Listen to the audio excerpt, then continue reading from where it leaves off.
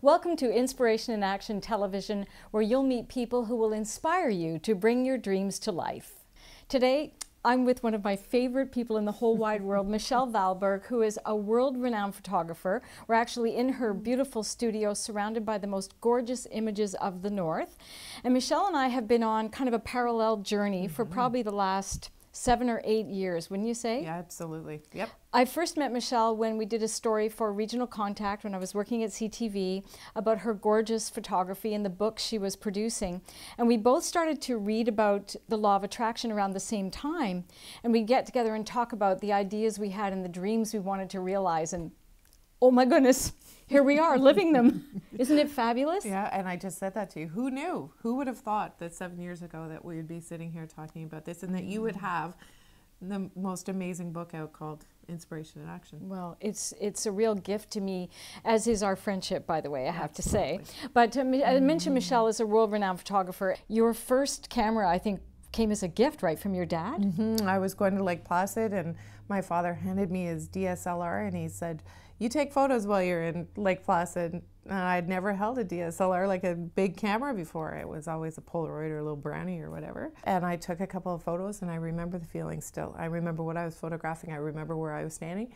And I came back and I said, I'm going to be a photographer. And never gave the camera back. Never gave the camera back.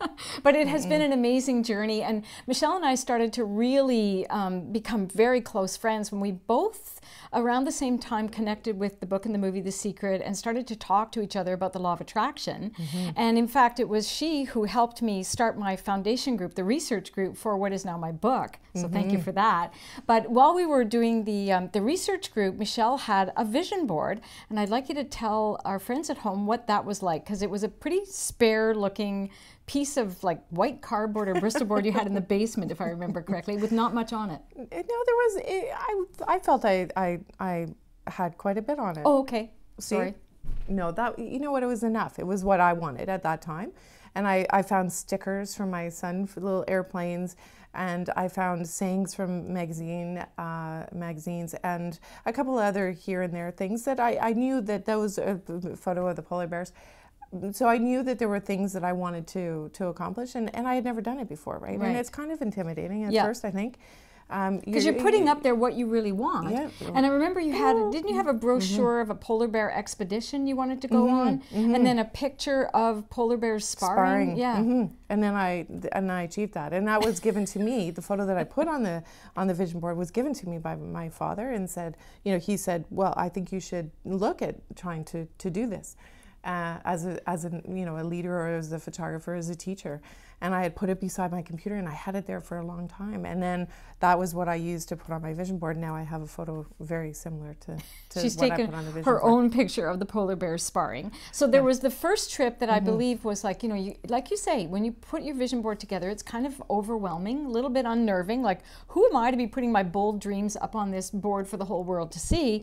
But you started to take steps toward making it happen. And that's what happens when you see your vision board. You're reminded of what you need to do to get there. You got to take steps, right? Exactly. And you know, another dream or another thought, and it tends to go away sometimes, right? It can disappear, or you're reminded every day when you're looking at it. And I think the more that we think about it, and the more that it's part of ourselves, and it becomes part of you because you're looking at it every day, becomes a little bit more real. It happened. So the first trip happened. That was super exciting. And then many after, and now a total of 28 trips to the north. 28 trips to the Arctic. Unbelievable. I know, when you think. And Northwest Passage in Iceland, and as you go along and you start to check off, or you start to look and say, oh that happened. Oh, that happened too. Oh, that happened. It's so exciting. It's so exciting. And that is one of the things that's so clear in your images, is your passion and your excitement. The spirit of your love for the North comes through in everything I've seen anyway. Just beautiful. Well, and every time people say that to me when I'm out there and they see me jumping, or I elevate to different levels when I'm photographing a polar bear,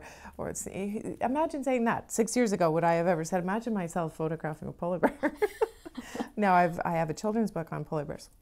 Yeah. And so it just, when it starts to become real, and when it is real, the excitement that you still have, right? It just resonates, and Doesn't get old. And people, it never gets old. It doesn't get old. And that's what I love what I do every day. I mean, it's how great is that, right? That's your purpose. We love what we do every day.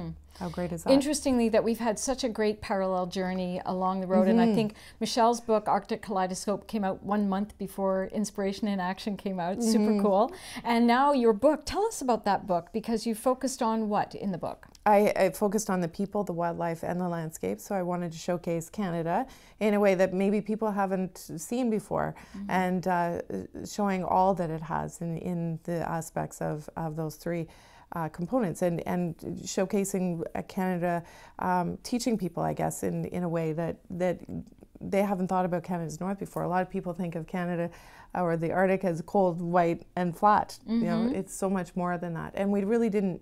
Well, I didn't know very much about the Inuit, and I don't think a lot of my friends and family did. So I realized how few of us really actually know a lot about Canada's Arctic. So it was part of the whole package of being able to go up and photograph and bring back the beauty of my photographs, but also to be able to, you know, for people, Canadians, the world, to be able to learn.